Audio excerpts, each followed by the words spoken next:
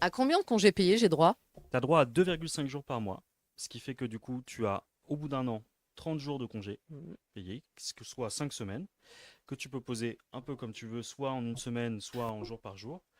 On vous rappelle, c'est important, allez voir vos conventions. Il y a parfois des congés supplémentaires que vous pouvez avoir selon vos conditions de travail qui sont inscrites dans vos conventions, mais aussi pour des événements familiaux, des événements compliqués dans votre vie, type un décès ou autre.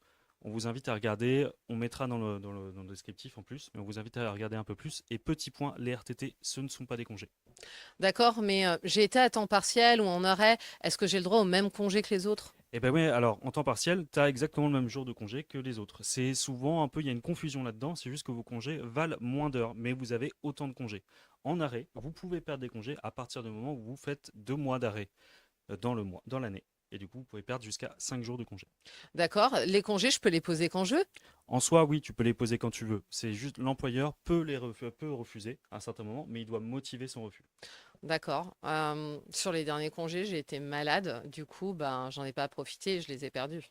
Et ben important, ça beaucoup de gens l'oublient. Quand vous êtes malade pendant vos vacances, vous pouvez aller voir votre médecin. Du coup, obtenir un arrêt maladie. Et à partir du moment où vous avez cet arrêt maladie, vous récupérez le nombre de congés correspondants. Vous ne les perdez pas.